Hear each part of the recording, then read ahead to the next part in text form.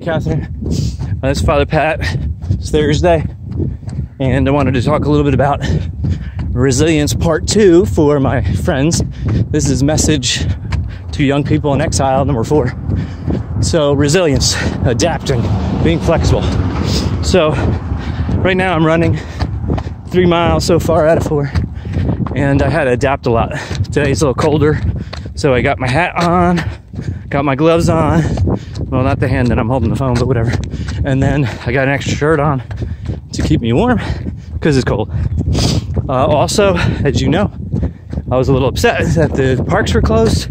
So I used Google Maps to map out some distances around my neighborhood. So that's adapting. That's being resilient. So during this time, how do we do that? So this is part 2. The main point of this is all 3 things. So it's know thyself. And we are 3 things: body, mind, and soul. Body, mind, and soul. So how do we evaluate how we are doing body, mind, and soul and help ourselves out, adapt? So, for example, I'm running, and earlier my knee was bothering me a little bit because I'm old. And if it got really painful, then I have a choice. Either keep running until I really hurt myself, and then probably can't run for a while. Number 2, slow down. Number 3, stop, walk. I guess number 4, call an ambulance, but you have to listen to your body. So how do we do that now? Some people are extra tired from all the stress and change of routine, so they are sleeping more, and that's okay, if you're able. Some people are praying more, some people are eating more.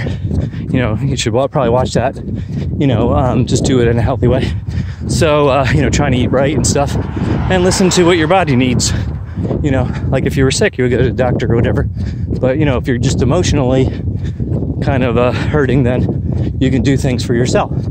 So, you can, reach out to people and try to be kind and generous and charitable.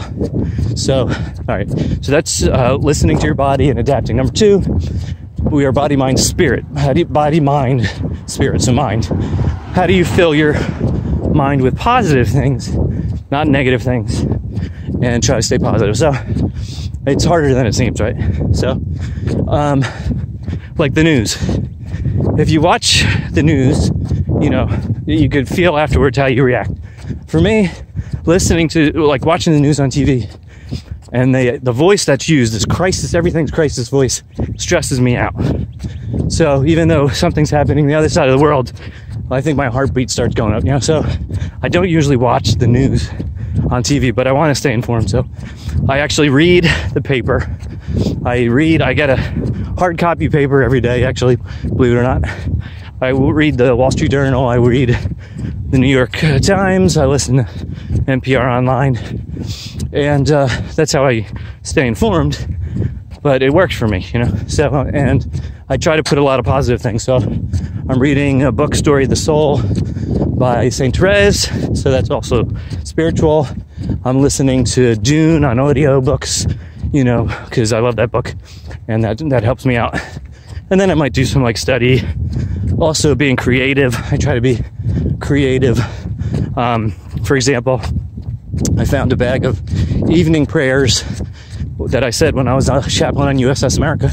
So I'm typing them into my computer and might make a little booklet or something. We'll see.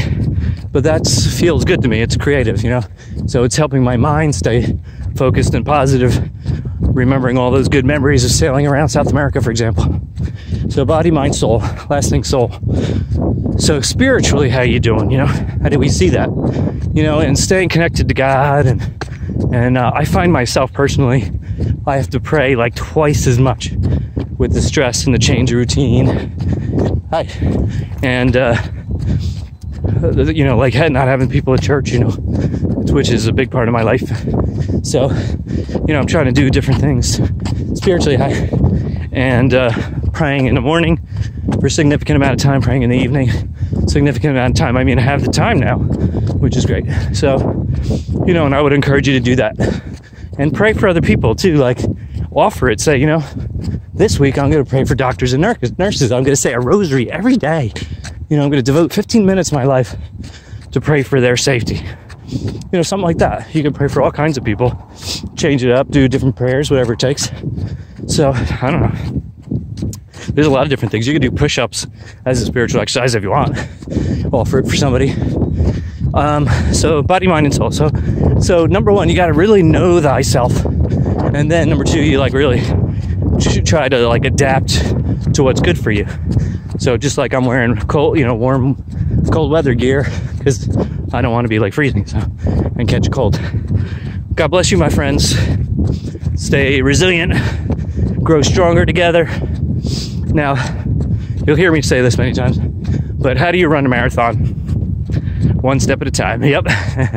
So keep going. We'll get through this one step at a time, however long it takes. Support each other along the way, and know that God is with us. Jesus says in Matthew 28:20, I am with you until the end of the age. He will never leave us. He's always here. So we just have to cry out to him, ask him for the strength every day, which we do in the Our Father when we say, give us this day our daily bread, and he will give it. So maybe in a way we didn't expect. So God bless you, my friends. Let's pray for each other. Don't forget to exercise. Bye.